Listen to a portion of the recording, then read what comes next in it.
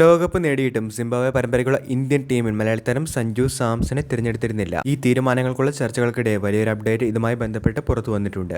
ഈ ഒരു റിപ്പോർട്ടാണ് വീഡിയോയിലൂടെ നിങ്ങളുമായി പങ്കുവയ്ക്കുന്നത്. വീഡിയോയിലേക്ക് കടക്കും മുൻപേ ആദ്യമായിട്ടാണ് നിങ്ങൾ ഈ ചാനൽ കാണുന്നതെങ്കിൽ കൂടുതൽ ക്രിക്കറ്റ് അപ്ഡേറ്റുകൾക്കായി ചാനലൊന്നും മറക്കാതെ സബ്സ്ക്രൈബ് ചെയ്തു വെച്ചേക്കുക. സിംബാബ്വെക്കെതിരായ T20 പര്യടനത്തിൽ നിന്നും മലയാളി താരം സഞ്ജു സാംസനെ ഒഴിവാക്കിയത് വലിയ ചർച്ചകൾക്ക് തന്നെ വഴിവെച്ചിരുന്നു. എന്നാൽ സഞ്ജുവിനെ ഇന്ത്യൻ ടീം മാനേജ്മെന്റും സെലക്ടർമാരും ഈ ഒരു തീരുമാനത്തോടു കൂടി കൈവിട്ടോ എന്ന് തന്നെയാണ് ആരാധകരുടെ ഭാഗത്തുനിന്നും പുറത്തു വന്നിരുന്ന ചോദ്യം. എന്നാൽ ഏറ്റവും പുതിയ റിപ്പോർട്ടുകൾ പ്രകാരം സഞ്ജുവിനെ ടീമിന്റെ T20 സ്ക്വാഡിലേക്ക് വീണ്ടും പരിഗണിക്കുന്നു എന്നുള്ള റിപ്പോർട്ടുകളാണ് കാണുന്നത്. റിപ്പോർട്ടുകൾ പ്രകാരം സഞ്ജുവിനെ ഡ്രോപ്പ് ചെയ്തതല്ല, മറിച്ച് തുടർച്ചയായി തിരക്കേറിയ ഷെഡ്യൂളിന് ശേഷം വിശ്രമം നൽകാനായുള്ള തീരുമാനമാണെന്നാണ് വിശദീകരിക്കുന്നത്. ഇംഗ്ലണ്ടിനെതിരായ പരമ്പരയ്ക്ക് പിന്നാലെ വളരെ കുറഞ്ഞ ഇടവേളയിലാണ് സിംബാബ്വെ പര്യടനം ആരംഭിക്കുന്നത്.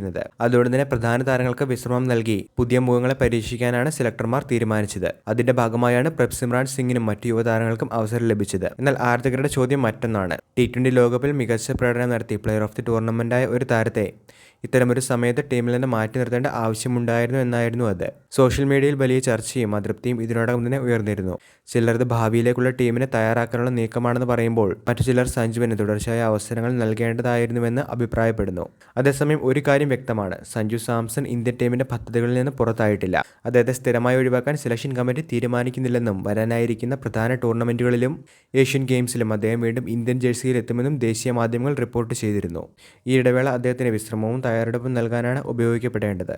ഇനി സഞ്ജു വീണ്ടും ഇന്ത്യൻ ടീമിലേക്ക് മടങ്ങിയെത്തുമ്പോൾ തീർച്ചയായിട്ടും ഈ വിമർശനങ്ങൾക്കെല്ലാമുള്ള മറുപടി ബാറ്റ് കൊണ്ട് തന്നെ അദ്ദേഹം നൽകുമെന്നുള്ള കാര്യവും നിസ്സംശയം പറയാം.